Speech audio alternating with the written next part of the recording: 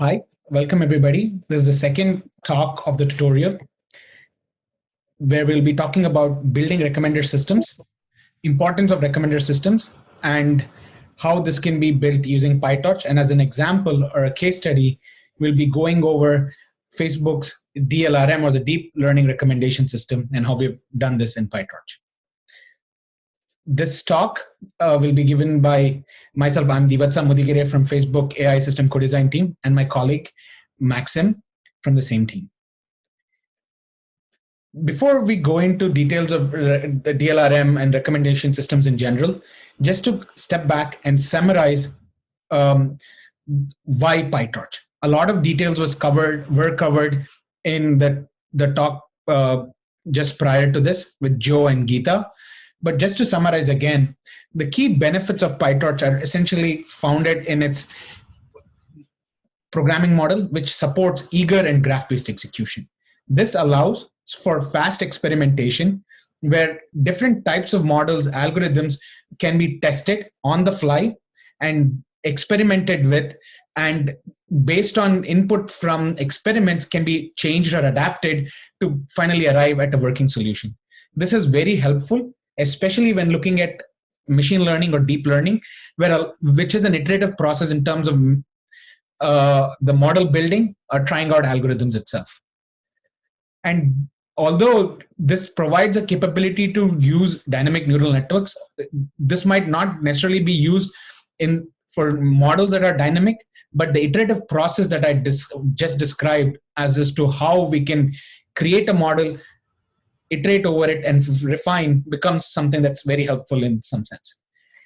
What PyTorch successfully achieves is, while providing this flexibility, it also ensures there's enough support for performance, computational performance, with support for distributed training, providing support for efficient data parallelism, being able to scale on different types of hardware platforms, including CPUs, GPUs, and also the recent support for TPUs, and ensuring that we can actually scale this out while we do these experimentation, do this in a faster turnaround time, finally leading to the key results. And overall, the underlying guiding principle for PyTorch has been to prioritize simplicity over complexity, which has been the key driver in its adoption or in its staggering increase in popularity over the last couple of years. So we at Facebook, we have ML or AI used for a variety of services. And for us, PyTorch is the chosen framework that is used for these applications. Majority of them already use PyTorch, and the ones that they don't are moving or actively being migrated to PyTorch. But before that, let's try to talk about what ML is and how it is at Facebook. A key, when I talk about ML, just to provide a disclaimer, I'm going to use ML, deep learning, AI interchangeably, and there is a semantic to it, but just to convey the concept. Here at Facebook, we used ML across a variety of applications, ranging from integrity with visual understanding, neural machine translation, and recommendation and ranking. And the key reason or the benefit of ML, the wider community, has been its ability to be able to deal with large amounts of data, while learning with large amount of data, still extracting useful information and provide benefit in terms of accuracy. The plot here on the right is an example from a computer vision model, which is a variation of the ResNext model, trained on the ImageNet dataset. As you can see, as and when more data is provided to these models and the model complexity increases, we see a continuing trend in terms of accuracy. So that's the key difference between the two lines. ImageNet has 1.28 million samples. It's a limited data set. And as you can see there, the benefit from model complexity is minimal. But when we try this with Instagram dataset, which has billions of samples, we continue to extract benefit or improve accuracy with increased model. This has been the key driving characteristic of deep learning models across the board, right? Across different applications such as computer vision, NMT, and ranking, which has led to this ongoing trend of increasing model complexity, increasing training data, since both of these together, they have a compound effect in terms of training throughput, but they continue to provide benefit in terms of final accuracy. So this trend continues to grow, and we are seeing this across, although here is an example of computer vision, but we're seeing a similar trend across almost all the applications or services using such models at Facebook. But what does this growth in models or complexity actually translate into in terms of infrastructure? Given when we look at ML models at this scale, they touch all parts of an infrastructure, whether it being hardware or software. One, the data needs to be, large amounts of data which actually are used for training needs to be stored and provided in a streaming fashion to ensure that it doesn't become a bottleneck, allowing for extracting key features, and then providing this as a in the format that can be used to train models. Once these models are trained, they need to be evaluated with realistic data. These are not benchmarks anymore, and then deployed to actually provide benefit. And if you look at this, all of these different components here have varying characteristics. And when we think about infrastructure, we need to make sure that we build them out to support such growth and support such varying characteristic. And PyTorch, from the software's point of view, this is being used at all of these different stages and is actively being expanded, or features are being added to ensure that the entire pipeline, starting from data till deployment, is supported for the wide variety of models. Looking at the models themselves, just to try to characterize, and here why we are looking at recommendation systems. If you look at the overall split, this is from a paper that we have, few of our colleagues from our team have put out on arXiv just recently. This tries to characterize the use or the overall split between different types of ML or deep learning or AI models at Facebook. If you look at the split, you can see that there is a 50-50 split between recommendation models and rest of the others, with recommendation models contributing to a large chunk, which is around 50% of the overall usage, and all of the remaining models, including CV, NMT, and others, contributing to the rest of the 15.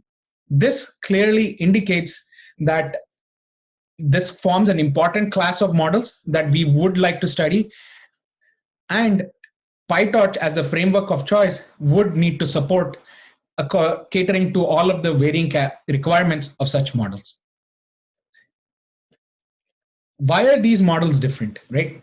When we look at, let's try to step back and try to understand the key requirements that recommendation models or recommender systems poses for such for software, hardware, or in general. One, to begin with, the models themselves for recommendation systems are much larger. They go into hundreds of gigabytes, whereas typical CV and NLP or NMT models are in order of few gigabytes. Given the key information for these models are stored in large embedding tables or sparse features, this essentially reduces the overall arithmetic intensity or compute complexity in these models. So compared to a deep neural convolution network, which has a lot of dense compute, if you look at a typical recommender system, the amount of compute is an order or several orders of magnitude lower. But the model itself is much larger. Additionally, a key difference is that these models look at much larger amounts of data. A typical recommendation model can read up to petabytes of data, trying to look at a variety of them, trying to extract information to be able to be used for their use cases. So now going into the specifics, let's look at the deep learning recommendation model, or DLRM, which we're going to talk about in detail in the subsequent sections, and which is the case study for showing the use of PyTorch for recommendation system, or this important class of workloads. So typically, DLRMs have four primary components. One, the first one being embeddings, which are a way to deal with categorical data. For the nature of the application itself, deep learning recommendation systems deal with wide variety of data coming from different sources. And these are predominantly categorical as opposed to more structured data used in image or natural language processing. This necessitates having embeddings or the sparse features, which essentially provides a way to store the information from such categorical data. In addition to categorical data, the DLRMs also comprehend continuous features, which are more real numbers, which help categorize the data that is being looked into or characterize them. So there is a requirement to look at both categorical and continuous data, which essentially translates into the first feature being embeddings, and the second having MLPs to look at the continuous features. Additionally, both of this are brought down into a common dense representation, which allows them to be combined, interacted, and then treated in a combined way, which can then be used by the top MLP or the neural network here, which tries to infer on this combined data to extract information or provide a suggestion, or in recommendation it could be a probability, or in ranking it could be a rank in the way the samples are ordered. Again, the key difference between these models, the models themselves are very large, going into hundreds of gigabytes. The compute primarily comes from the bottom and the top MLPs or neural networks here, which are essentially dense matrix multiplies, and then there is data about dense and sparse features which are streamed in. Owing to the size of the models themselves, as I mentioned, the models are several hundreds of gigabytes. When we look at training such DLRMs, we inherently require them to be distributed. The model does not fit on a single node, whether it be a GPU or a box of 8 GPUs or CPUs. It needs to be distributed across multiple such nodes to be able to accommodate such models. While this is a requirement from the embeddings or the sparse features, the compute intensive parts, which are the neural network or the top and bottom MLPs, have not a lot, but still sufficient amount of compute that needs to be processed as we train through these DLRMs. Hence, given that the smaller parameter size, these are more like the typical CV-NMT workloads, where these are replicated and these are trained in a data parallel fashion. And given that these are interacted together, we have this requirement for this to be model parallel on the embedding so that we can accommodate these large models. And then you have the data parallel MLPs, which are essentially an efficient way to process all the necessary compute. So needing to go from a model parallel phase to a data parallel phase. This provides unique challenges in terms of the algorithm, framework, and also the hardware infrastructure. Looking at the algorithm itself, typically most deep learning workloads, when you do distributed training, are trained in data parallel. A sample of batches is split between the multiple nodes, and each node has replicated parameters which compute the gradients for that sample, and then there is a reduction or an all reduce to synchronize these updates and then proceed. The assumption here is we are doing a fully synchronous update. But when we introduce model parallelism, this essentially means portions of the model are spliced between the different nodes, and at any given iteration, only a portion of the model and the activations from that are available. So as we proceed with the iteration, there needs to be an all-to-all communication where all the nodes or the distributed nodes participating in training exchange this information, reconcile this, partition them in a data parallel way, and then proceed for the MLPs. So if you look at the complicated figure on the slide, this essentially showcases the communication requirement, which essentially is an all-to-all or a personalized all-to-all. We talk about it in detail in our on the website, on the blog, and also on the associated paper. Now, supporting such algorithm also introduces requirements in terms of the software framework.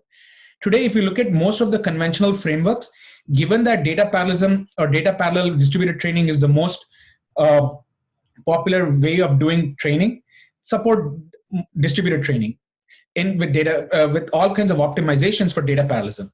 But given this need for model parallelism, and more so combining model and data parallelism, puts in a requirement that the framework or the software setup needs to be able to support a flexible way to be able to express distribution, and not only express them, have an underlying communication backend which allows for efficient and optimal communication patterns for not only all reduce, but all to all or any other combination of these communication requirements. In the following sections, we'll talk about how PyTorch provides this. And we have a reference implementation which implements the DLRMs that I talked about, and also the training of these DLRMs with all the complexity that I went into detail in the previous slide with distributed execution as an example in PyTorch. This is available on GitHub. This is what we refer to as PyTorch DLRM. You can find it at the GitHub link here. And if you go to the link, if you look at the code itself, the code, although it represents such a complex application, capturing or articulating this complex, fairly elaborate training algorithm, it's few hundred lines of code as part of the core application. If over time, with additions and new extensions, it's become up to 1,000 or around 1,000 lines of code. But if you look at the core application itself, it's fairly simple, intuitive, and it's written up in clear modular form, which can tie back to the intuitive example or explanation that I had, which breaks down DLRMs into these 4 key components: the MLPs, embeddings, interaction, and between the MLPs, the 2 instantiation being the bottom and the top. And given this, with DLRMs, there is an inherent dependency between the data set being used and the model, all of which can be very simply or can very easily be expressed or configured with command line arguments to be able to run a wide variety of configurations, models, and data sets. As an example, to prove the functionality, we have this implemented, and we have reference results for the publicly available Criteo display advertising challenge dataset, both the smaller Kaggle version and the larger terabyte version, which is available with few 100 million samples. And if you look at the graph, a stark thing that's very clear, that this also has a very clear common trend seen with other deep learning models, where we actually see the loss and accuracy. Here are some stats about the DLRM GitHub repository itself. It's grown in popularity. There are a lot of users, active users on it, and it supports a wide variety of features, both distributed and single node execution on CPUs, GPUs, and we are actively adding additional components. Going further, my colleague Maxim will talk about how things are being built on DLRM and improvements therein. Thank you, Dheevatsa. So one of the reasons DLRM is popular is because there are many different algorithmic experiments, software optimizations, and system research that can be performed with it. So if you look at it from a theory and algorithms perspective, we can focus on compressing our model so that it takes less time during inference. So we can develop a variety of compression techniques that are beyond quantization. We can look at different training algorithms, look at their combinations, how they can be done in distributed fashion, how they affect embeddings and MLPs. We can look at system research, design new memory systems, consider alternative storage, such as non-volatile memory storage. We can look at distributed runtimes that perform automatic parallelizations and facilitate the type of distributions that Dheevatsa discussed in earlier slides. And of course, we can look at software optimizations, which make these models and underlying operators run faster on cluster architectures, on GPUs, and other different accelerators. And we are going to show some of these algorithms in the next slide. First, we will discuss the theory behind compression of the models. We will focus on compression of embeddings because embeddings take most of the model parameters. And we'll discuss a few techniques that can be done beyond quantization to reduce these parameters. For example, one of the first techniques we have developed is called compositional embedding. In this technique, we take the embedding table shown on the left with a blue square, which contains m vectors, and each vector has d elements in it. So the embedding happens into Rd. And we try to attack the compression from the point of view of the number of vectors in the table. And one simple trick that we can do is we can divide the index range into a quotient and a remainder parts by simply creating a quotient by dividing integer division with some constant k, and a remainder with a mod function. Then we can use this indexes to index into separate embeddings, combine the results with an operator, such as sum or MLP, and produce the final vector. Of course, we can design choose not only different operators, but we can design different techniques to break the index range. We have shown you one particular technique, but in this conference in KDD, we actually are presenting a paper where we discuss generic techniques that break up the index range into complementary parts. You can also see here that this is a very simple technique which, by breaking the index range and recombining it through different embeddings, it enforces certain structure on this index range. And if this is applied recursively, the more and more structured is applied to the embeddings, and the more and more it affects statistical performance of the models. But it's a very clean kind of technique which still allows you to very significantly reduce the model size. And I encourage you to attend the talk corresponding to it. Another technique that we have developed, just to illustrate how easy it is to use this technique, we can see in the slides that we implement a class, quotient remainder embedding bag, which has a forward and an init function, and we only need, in order to use it instead of original embeddings, we only need to add a single flag, a QR flag, and choose a threshold at which it will be applied. If the embedding is too small, it doesn't make sense to split it into two parts, but if it's larger than a certain amount, it will be split automatically for you. Another technique that we have developed is called mixed dimension embedding technique. This technique attacks a different compression from a different angle. Rather than reducing the number of vectors, it tries to either reduce the dimension of the vector or keep the budget for the number of parameters in embeddings the same, but distribute it differently. The core idea is that some of the embeddings are more popular or more frequent than others, which is very common in many different data sets because, for example, some of the movies are more popular than others. And given that they show up in the training data set a lot, we should assign more parameters to them, learn them really well, and the movies that we see very rarely are perhaps less important, and we can represent them with less parameters, much smaller number of parameters per vector, and then use a joint projection to scale this small dimension to a larger dimension so that we are able to interact the vectors in the same way afterwards. This is a technique that we have published on arXiv as well, and is also available within DLRM. It implements another class that splits the embeddings in this particular way that I have just described, and again relies on one single extra flag to be enabled and a threshold parameter to specify at which sizes it applies. It will have a few extra parameters that you can play with, which tell you how to break a particular embedding into different blocks, what are you trying to target, but all of this can have default values, and if you don't want to play with them, you can leave them as they are.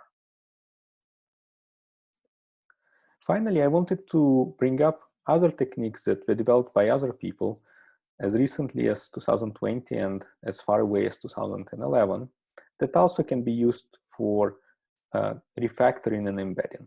For example, if you look at training with multi-layer embeddings, we can try to represent our embedding with a larger dimension k and apply to it essentially a projection or another embedding, another linear layer that brings it back to D. The advantage of that is that when we train the model, we have more parameters to find out the correct fit of the model to the data. And having this larger amount of parameter may potentially impact generalization in a positive way. At the same time, during inference time, we collapse the two embeddings together and save space during the inference. Another paper from 2011 discusses tensor decompositions, which can also be used to express embeddings or elements of embeddings as a product of tensors with different dimensions, and is also related to these techniques that we talked about. Of course, these techniques can also be applied together, combined together, or applied together with quantization, and it can, right, and we encourage you to experiment with them.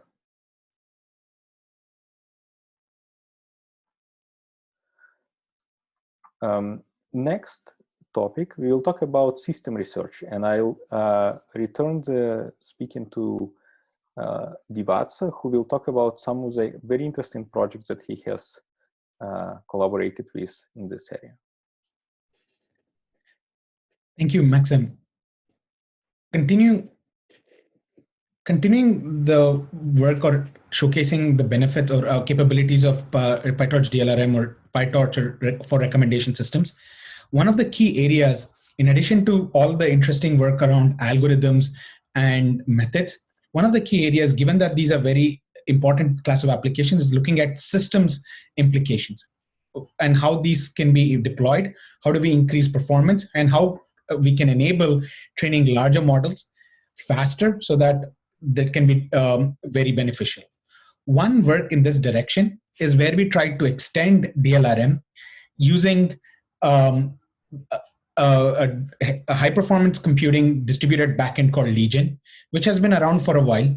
This supports efficient and optimal execution on large-scale systems, which has been used on a number of different supercomputers at the scale of thousands of nodes for a wide variety of applications, computational chemistry, combustion, and so on. We are now extending this distributed backend to support an application or distributed execution of of DLRMs. Why DLRMs? As I mentioned previously, if typically the most common type of distributed execution has been data parallelism, and this does not provide a lot of complexity, and these have been optimized. If you look at more complex distributed execution using model data or a combination of model and data, this warrants the need for having a more generic, efficient, and flexible distributed runtime or a backend. And this is what is being explored, and this thesis is being tested out with this project. This is a collaboration with Alex Eichen's group at Stanford, where one of his key students, Zihao, worked very closely with us trying to evaluate this in DLRM. So we've re-implemented DLRM using FlexFlow, which essentially is a front end for the distributed Legion runtime, allows for defining layers or the operators needed for the DLRM model, and breaks it down into the Legion tasks. Once we have the Legion tasks, then we can leverage Legion's inherent capabilities to distribute and execute the distributed model in an efficient way. So if the code on the right actually depicts how we distribute or how we define a strategy. Here is a simple example of model parallel embeddings and data parallel MLPs, where we can actually define, once we create the MLPs, similar to how we do it in PyTorch, creating MLPs and the embeddings. These are identified and tagged to all of the nodes participating in the distributed execution, and then Legion was able to take care of it as part of its runtime. As you can see, FlexFlow is a front end that's used for these defining these ops. And we are actively looking at how FlexFlow and region can be actively integrated in PyTorch to provide the improved expression capabilities or articulation that PyTorch provides, so that we can define models and then run them efficiently with this backend. Just to talk about, there are some examples where these have been tried internally on our data center, on our clusters, and also folks at Stanford have been running some representative DLRM models at scale on the Summit supercomputers and have seen very encouraging results. Again, this framework or this implementation is available in open source in the link here. We request all of you to please take a look at it, try it out, encourage you to experiment with it and see if it helps.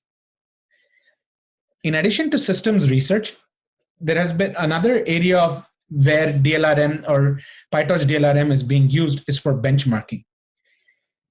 Again, given that this is a very important class of problem or type of model, which has not been as represented as much in academia or in research as much as the CV and NMT models. A key reason for this is for the lack of reference implementation and some sort of a benchmark. And PyTorch DLRM tries to bridge this gap by providing this. Once we had this implementation, Maxim has been working over the last year or so trying to get this as a proposal or as a standard benchmark into the MLPerf benchmark suite. MLPerf benchmark suite is quickly becoming a standard benchmark for deep learning applications across vendors and practitioners, with participation from a wide range of companies, including Google, Facebook, Intel, NVIDIA, and so on. Here, with the current recently released version 0.7, our proposal for DLRM has been incorporated. And just to call out the kind of work that went in to make this happen, a very detailed study to look at sensitivity of different model parameters, trying to establish target accuracy and metrics, so that when this is provided as a benchmark for a wider audience, that when different combinations will still lead to the final results, and it becomes a common platform for comparison, and the results coming from different platforms or different implementations can be effectively compared. Again, the MLPerf GitHub page is here, and you can look at the implementation and all the relevant details along with it. Additionally, there has been recent work with Maxim and his colleagues have been doing, trying to look at pushing in or adding inference version of DLRM also to the MLPerf benchmark. Again, this involves ensuring that the benchmark is defined in a very airtight and a comprehensive way, so that when evaluated on the multitude of platforms, it still provides a baseline for comparison. And with this, they've integrated the DLRM inference benchmark with the MLPerf load gen utility, which generates load at varying characteristics, and the benchmark is serving this so that we can capture the benchmark's performance, SLA, latency, and so on. And again, this is available on the inference website, and this is being actively considered as a standard benchmark for MLPerf. What we provided and what the PyTorch DLRM is a reference implementation, which has enabled a lot of things where people have built on top of it. Maxim talked about the algorithm and methods which have extended onto it. We've talked about system research, where we tried to extract it to other distributed runtimes or optimized frameworks. And additionally, there is a standard benchmark. I just wanted to also touch upon a few of the recent works where this has been adapted, embraced by the community and vendors in general, or hardware platform companies, to look at DLRM more seriously, optimizing it for their platform and ensuring that these optimizations are pushed back so that the larger or the wider community can benefit. We're calling out two such examples here. One is from Intel, where they've taken the reference version of PyTorch DLRM, not only optimized the PyTorch stack for CPUs, I've also done DLRM specific optimization, together with which they've seen an order of magnitude improvement over the reference version. And not only that, given that they want to continue to push the training throughput, They've optimized this for a cluster of CPUs, showcasing significant performance improvement. They have a paper on this with the same title on arXiv. We encourage all of you to take a look at it. And additionally, they have a very detailed blogs post where they go into details of the different types of optimization and what they've enabled. Additionally, what they've tried to do, what they've enabled is essentially mixed precision training with bfloat. The next generation CPUs support bfloat, and they've enabled this so that PyTorch DLRM can be used to evaluate the implications or the benefits or limitations of using such a reduced precision representation for training recommendation systems. Also, NVIDIA, as part of their MLPerf optimizations, have looked at PyTorch DLRM, contributing their optimizations back to PyTorch and providing this as a reference implementation, where they've tried to significantly improved not only single GPU performance and also multi-GPU performance. Additionally, given that accelerators are add-on hardware platform used for training, in this case, they've looked at the end-to-end pipeline, focusing on the data pre-proc, ensuring that that doesn't become a bottleneck, and at the end of the day, making sure that any model or applications running based on DLRM or DLRM-like applications will see the benefit when running on NVIDIA GPUs or NVIDIA platform. Again, this is available, more details on the blog site, and they've enabled FP16 training, mixed precision FP16, which allows to leverage or extract more performance from the GPUs. We hope all of this gives you an example of the applicability of PyTorch, how it can be used for recommendation systems, and as a case in point, with PyTorch DLRM and the multitude of works that have happened around it, would give a good idea of the capability of PyTorch and PyTorch DLRM in general. With this, we'd like to conclude. Thank you for attending this talk. Thank you.